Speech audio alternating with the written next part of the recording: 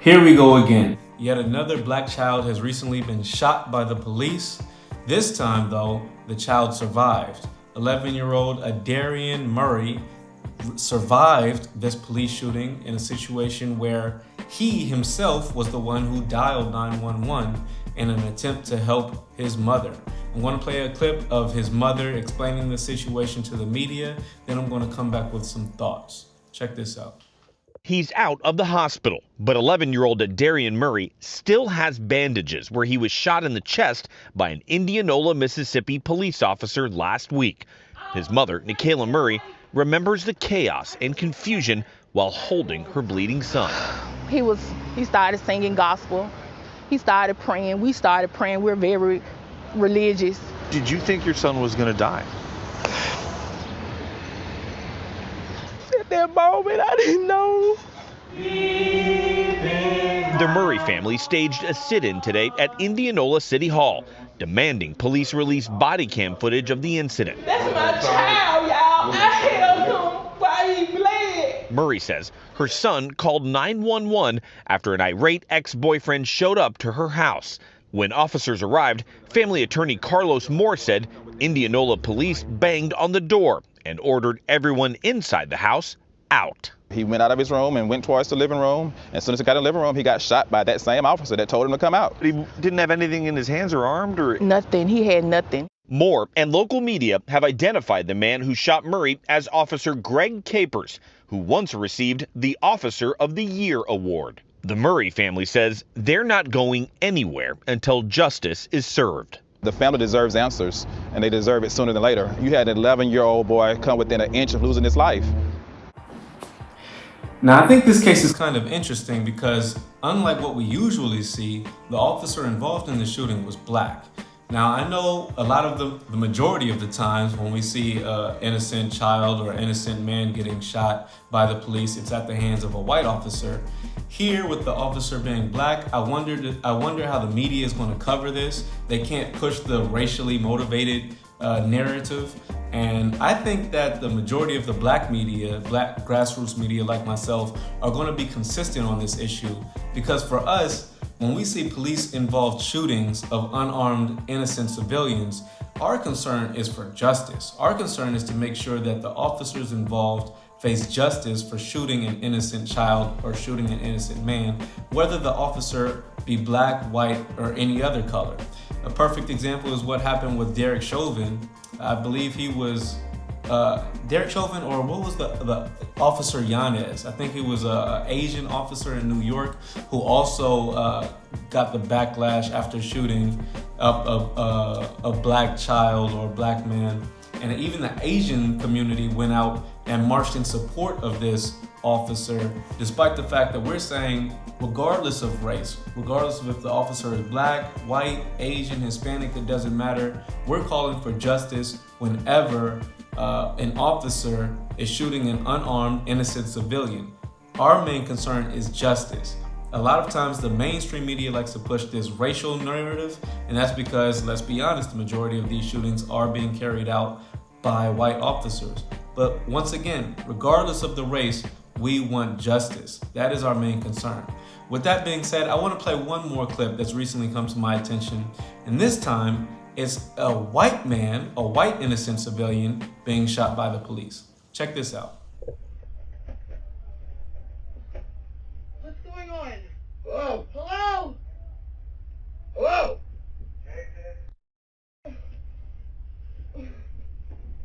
What is going on?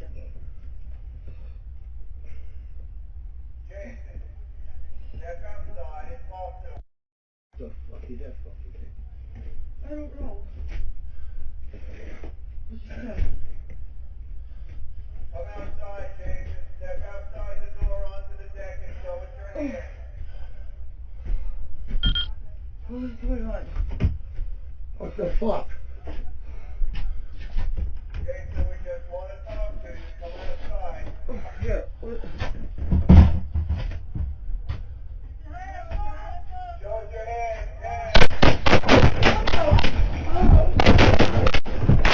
What did you? Oh, get on! Oh, get on! I'm shot! What the hell? I'm shot! He's shot! What the hell did you do?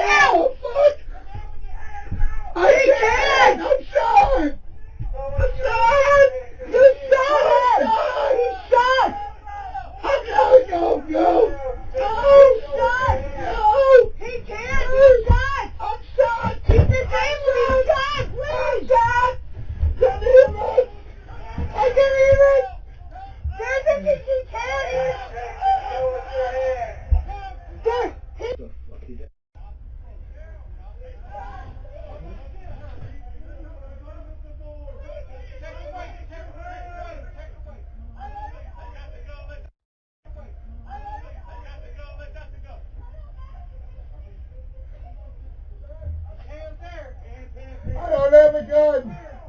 I don't have a gun. I didn't have a gun. I didn't have a gun. Got it clear. I didn't have a gun. I didn't have one. I got him. I had to remove Turkey police right here now, yourself. Turkey police are right here now, yourself. You have your message. We're on. Yes, they're on their way.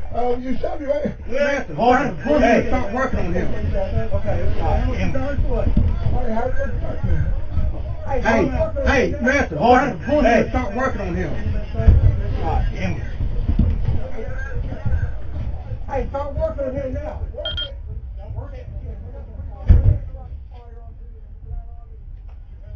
Shoot me right here. Where's the robot at?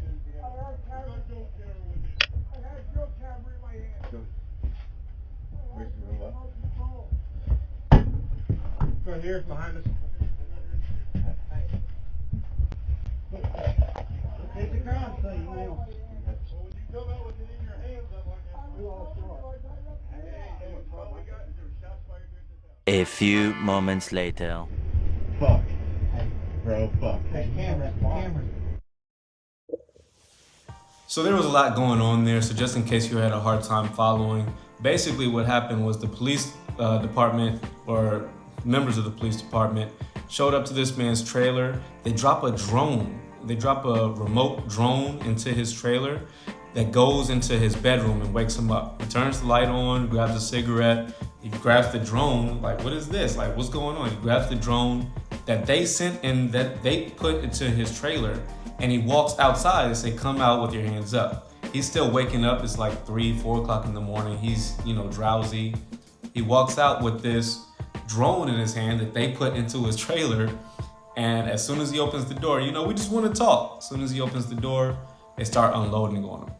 Now, they compound the problem of this case by lying on their police report.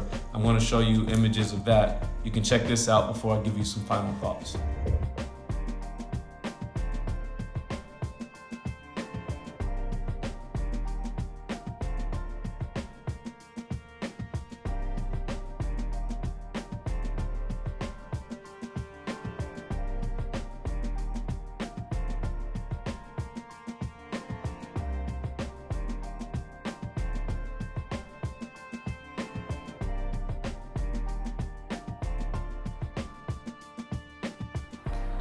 So basically, the SWAT team lied. They said that the man was involved in a verbal altercation with police.